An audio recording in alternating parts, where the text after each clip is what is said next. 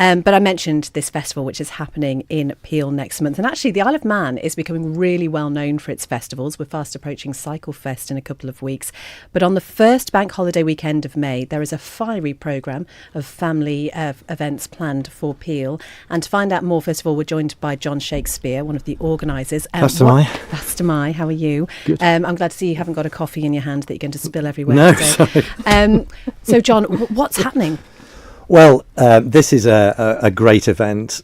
It's Year of Our Island, 2018 Year of Our Island. So I've sort of come out a little bit of semi-retirement. I love the landscape of Peel and the beach, and some of hopefully people have been before and seen one or two of our Viking festivals and our torchlight procession. So this was a great excuse to try and bring something back. Now, I've been trained as a Blue Badge guide, and one of my mentors is Cathy, Clucas, who's with us here today, and she is an amazing source of Manx information, and the more I learn, the more inspired I get. And there is a festival, an old festival, which goes back hundreds of years, called Oie Voaldyn, which is May Day. And we were looking at doing this last year, weren't we, with the commissioners to launch the marketplace, but it didn't happen. And I wrote this script, and the commissioners said, wow, that's so good, let's do it. And actually, on May the 6th, Sunday, bank holiday, May the 6th, there's nothing else particularly going on the Isle of Man. So it's a perfect time to do it. And it's mainly about the end of winter and the beginning of summer. And don't we need that? We certainly do. And Cathy Clucas is with us. And I love the fact, Cathy, you are the cultural advisor to this event. I just came up with that term. I love it. And I think you should use it. You need a badge. So, I mean, this is clearly a passion of yours, isn't it? Looking back into these traditions and into history. Yeah, I've always been interested in it. Yeah, for quite a long time. Basically, the May Eve, or Oie Voaldyn, as it's called. I did that for my master's dissertation over 10 years ago now, and so I had to look at all the sources and what was known about it. And part of that was interviewing people about how did they actually what did they do for that day, and was it a handed down tradition, or was it something new? You know, that was just very interesting. Yeah. And you obviously, with it being the first weekend of May, there are people who will know of the sort of other celebration, Beltane. Is it anything to do with that, or is it completely separate from that? Well, it's basically the Manx version of Beltane. We call it Voaldyn, which is the Manx for May. So Oie Voaldyn is the eve of May, and then Lair Voaldyn is May Day, same equivalent. And it's Beltane, they call it that in Ireland and Scotland, and they have similar customs in Wales. So it's a sort of a Celtic type of festival, but on the island, we've got quite a unique mix of Scandinavian and Celtic culture. That's what I like about it, the Norse influence as well. And I think we first get a mention, don't we? Is it 1600 in the Castle Russian paper? Well, the first mention of the actual mock battle is 1726 in Waldron. Yeah, there's a battle. Tell us about the mock battle. Well, what would probably be the best is actually reading Waldron's own words, what I think would be better. In his description of the Isle of Man, in almost all the great parishes, they choose from among the daughters of the most wealthy farmers a young maid for the Queen of the May. She is dressed in the gayest and best manner they can, and is attended by about 20 others, who are called maids of honour. She also has a young man who is her captain, and has under his command a good number of inferior officers. In opposition to her is the Queen of Winter, who is a man dressed in women's clothes, with woollen hoods, fur tippets, and loaded with the warmest and heaviest habits, one upon the other. In the same manner are those who represent her attendants dressed. Nor is she without a captain and a troop for her defence, both being equipped as proper emblems of the beauty of spring and the deformity of winter. So basically they have a mock battle, they kidnap the Queen of Summer, and then they have to get money to get her back, and that's how they used to do it, and then they have a feast afterwards. John, please tell me you are going to be the Queen. Well, I'm not actually, because I'm going to be narrating this. This is a live performance. That's the great thing about this. We're going to bring, hopefully, the last time I did something like this was on Fenella Beach, and we had 5,000 people turn up. So I'm hoping this event is for everybody. Okay, it's a little bit late, but there's a bank holiday the next day. Bring your kids, because this is going to be a unique event. I hope it's going to happen from now on every year. But we're going to the day starts at 2 p.m. on I put on the first posters Weatherglass Corner, and everyone was saying, "Where's the Weatherglass Corner?" Anyway, I don't know where Peel that is. Beach and Promenade. So where the bridge goes over to Fenella Beach, the swing bridge, is going to be there. Spit Corner. Spit Corner, yeah, exactly. And there's a stage there as well. And from 2 p.m. right the way through to 8:30 p.m. there's going to be live music on the stage or just in front. And we've got people like May Chalice, we've got Scran, Clash 4, Brishi. And we've got dancers as well. So it's going to be a lovely, lovely afternoon. And we've got some good foodie people as well. And then the Fire Festival starts at around 8:45. Now, we've got Hospice here with us today, and Steve, and we've been working together because we will be doing parades from various points around the landscape on the beach. One will come down from Peel Hill, not the top, but just where the bench is, so only a few hundred yards up, but it's really good visual if you look up. And we're going to have a brazier up there, because what the festival started first thing in the morning, or the night before, didn't it? Yeah, that's Originally, ladies, you'd have to go out, collect the dew, scoop the dew up and wash your face, and that gave you a good complexion and protected you against witches. Well, we should try that. And Let's the do a other before thing, and after. we've had they used to put a slug between two pewter plates, and when you woke up in the morning, so you do that at night, when you woke up in the morning, that would tell you the name of your husband to be. The initials, yeah. The initials, yeah. So there So you the go. slug would sort of crawl around and yeah. But the first thing they used to do was burn the gorse, because they believed that fairies and witches lived under the gorse. So we will be burning a bit of gorse on the headlands as well. And then we've got a parade coming from Peel Hill and a parade from Craigmelon. So the Craigmelon parade is winter, and the one from Peel Hill is summer. And we are selling torches to the public now through Hospice, where you can buy a torch for £5 and the money goes all to Hospice. And you can be part of either that parade. And that's just about to go live on the website, on the Facebook page, isn't it, for Hospice very shortly. So we need 100 people in each parade. Now, children can take part in the parade, but they have to be over 16 to have a torch. But it's a family event, so bring the kids. And we've got colour palettes. So Cathy's done a lot of work on the colours. And in the Hospice shops, they will have like scarves and things. So like we've just said, winter is cold and dark and blue and grey and furs, where winter is yellow, green and white. Summer. Yeah.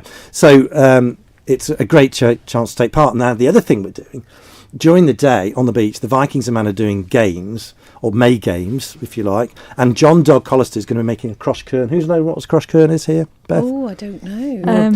Wooden cross, maybe? Not Made out of rowan and a bit of Lockton. Yeah. I left one here the other day because I thought Max Radio probably could do with one. Oh, It's not above the door, though. Does it Right protect here. against I don't negativity? It does, yeah. A cross kern it was a quarterland, so it was a really important time. They let the old fire go out, start a new fire. They'd throw their old cross kern away. So it's mountain ash broken by hand. Everything had to be broken by hand. No metal was touching it. That's a reference to the nails on the cross with Christ when they crucified him. But they'd then wrap it with Loxton wool, and then they'd put it above the door, and that'd give you good luck and keep away evil for the year. So we're going to be making those on the beach all afternoon, and you can make a donation to Hospice as well. Now, the other thing we've got, so during He's so excited. it's an hour. Can't stop him. Can't stop him. It's an hour, and anything could happen in this hour. But we've got a script. We've got amazing music like Wardruna and Afro Cal, and some Manx music as well. And so the parades arrive on the beach. There's then a battle between winter and summer. We then light fires. We've then got animals coming through. Symbolism is really important. So you tied the cross kern to the tails of the cows, and then you took them through the smook to bless them. So we've got a couple of fires being lit, and then we've got a thing called the Tree of Life, which that's a Gridsill. So this is the Viking Tree of Life that connected all the Viking world. So you've probably heard of Asgard, where the gods live, Midgard, which is the middle ground, you've Jotunheim, the Frost Giants, and Hell and Valhalla. These were all connected by the Tree of Life. And we have 4 trees that are located around Hospice shops, Peel, Douglas, Port Erin and Ramsey. Yeah. And you can go into the Hospice shop, and for £1 you get a little label, sorry, bang the thing, you get a little label, tie it to this tree, and money goes to Hospice again, and then those trees are going to be brought in a procession to the music at Gridsill, which is by Wardruna. It's amazing music, and we will burn those trees as an offering. So if you've got a loved one, somebody you just lost, want to get a bit of luck, a message to family, friends, anywhere, go into Hospice shops and tie that. It's going to be a really solemn moment. And then we've got fire spinners. Do you know Zoe Trolhagen? Yes, spinning, she's great. vanning. Yeah. And they're going to be doing a fire show in front of the feast table. And then everyone can go and get a blessing from the May Queen. And John Dog's making an arbour on the beach, or a bower, I'm not sure what to call it. And then once that's happened, we got fireworks. Who wouldn't want to go to this? It does sound incredible. I'm just going to stop you there for a second, John. Because, It's a good job he hasn't got a coffee in his hand again. it's going well. It does sound so exciting. But It Stephen does. is with us from Hospice, and Hospice is a charity that's going to benefit from this, and it's hugely symbolic and a really beautiful way to be involved. I mean, just hearing about the trees there. Yeah, it's amazing, and as John touched on, you know, our involvement as a beneficiary charity for the event will be around the torches and these labels for the Tree of Life, and we're really excited about it. You know, all Peel events are usually well supported, usually come down, always busy, always people there, just hope for the weather, and it should be a great day. With regard to what John touched on, with the labels, so we are going to have 4 trees in our Port Erin, Ramsey, Douglas and Peel shop, obviously, and they'll be up by the end of the week, and we're going to look to have a display with the trees and really encourage people to come in, leave their message. So it could be in memory of someone that may have used some of our hospice services. They may not have to have any involvement with hospice. Anything they want, they could be good luck messages, and it's just a pound, and we'll add them to the tree up until a couple of days before the festival. And it's going to look great. I think it'll be amazing, and we're absolutely delighted with that. And the other aspect, which John did touch on, was the torches for the torchlit procession. So we're going to sell them online through our website, and the website should be going live on Thursday. So people can get on there, order their torch, and they just need to collect it on the day, which will be at our Peel Hospice shop, which is open from 4 till 7. So the idea is people will come in, collect their torch, and also there will be an array of fancy clothes to wear. So whether you are in the summer or winter parade, you can get your clothes, come down, and let's all have a bit of fun, really.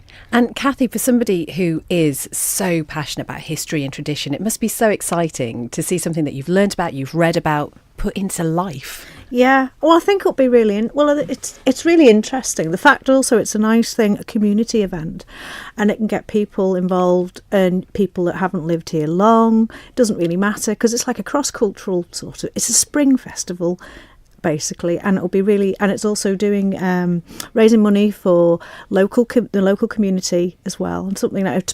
Possibly things that touch everybody's life on the island, yeah. So I think it's a really good thing, and also the fact families can get involved. So it's multi-age, yeah. And what about our good Manx weather? Will that affect it in any way? We're talking about flaming torches here. What if they all go out in the rain? Do you know, you just have to deal with it. I've done outdoor performances. I did Shakespeare in Peel Castle for 23 years and we didn't miss one day. I did Dracula once, and we had to cancel that because the girls in the 90s at the start of the battle scene weren't wearing much clothing, and a hailstorm came and they got frost. So that's the one night out of 23 years I've had to cancel a performance. Now, because it's quite a big event and there are a lot of components involved, if it were to be really dreadful, we've got the bank holiday Monday. So we just run it again. So what about practical things like parking and whatever? Because we are expecting this to draw in the crowds, especially as it's a free event, which is absolutely brilliant. What are the logistics with regard to that? There's quite a lot of parking around Peel, and hopefully the Daisy Field will be open, if everyone knows where that is, going out of the top of Peel there. And there's Fenella, and there's lots of parking at the museum as well. Well, yeah, there's the Kippy Yards, isn't there? Parking there, yeah. So, yeah. And you're talking about the procession, the winter and spring. How can people get involved in that? Well, if they want, we've got a Facebook site at the moment, and lots of people are looking at that and commenting and asking questions, which they're very happy to do. If they want to take part in the summer or winter parades, they need to get in touch with Hospice in the first and buy a torch. If they're going to hold a flaming torch, they do get a bit of cardboard to protect the hands, but wear gloves. And remember, if you're part of that core parade, you will have to sign a disclaimer. But don't wear anything too floaty, because if it's a bit of a hoolie, a wind up, think about the safety aspect of that. Now, if kids want to be part of the parade, they just need a candle or electric torch or a glow stick. Glow sticks would do, something like that. And that would be great. So the people that take part, we've got a whole area that's going to be roped off. Luckily for us, it's low tide. It's the lowest tide, one of the lowest tides of the year. So we've got tons of beach space, if you know what I mean. And the people in the parade will go to the back of the performance area and create a half circle as the back of the stage. So they'll stay there and be involved in the whole show. And some of them we may get even an extra torch. And what we shouldn't just mention, if you can't get down or anything pre-hand, if there's any torches left on the day, Hospice are going to have a small marquee on the weatherglass corner where they'll be selling more torches if there's any left. So if you really don't want to, if we've got a few torches left, because we've got something like 400, so we've about 400 or 300 are going out on the parades, you may be able to buy a torch and stand in the crowd as well. So, we want people to get involved. Don't look at it on the telly, don't look at it on your phones, don't look at it on Facebook. Come and get involved and be the first ones to reenact what used to happen hundreds of years ago. We're taking notice of our forebears, but we want to create our own connection with nature and make our own traditions from now on. Well, it's like a connection with the past in the present and also towards the future community of the island. And Glenn Worrell and Charles Gard are with the Sporticulture van in, thank you very much, we're filming it. So there's going to be drones up all about as well.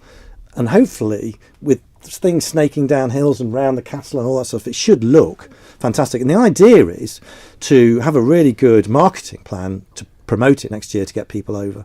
The Beltane Festival in Edinburgh attracts thousands of people. Wouldn't it be great if we could tie together all the events at Cregnish, Castletown, to get people to come over to the Isle of Man? For the tourism that I think is slightly booming. Yes. My tours are doing really well. Yeah. Tours Isle of Man are doing really well. I was speaking today. I don't understand the figures, but that's for a whole different show. Well, do you know what? I'm sold. I'm there, Christy. I am. Yeah. I think we need to start thinking about, are you going to be winter and I'll be summer? Yes. We have to be against each other, obviously. Obviously. Just make sure you bring your sun cream.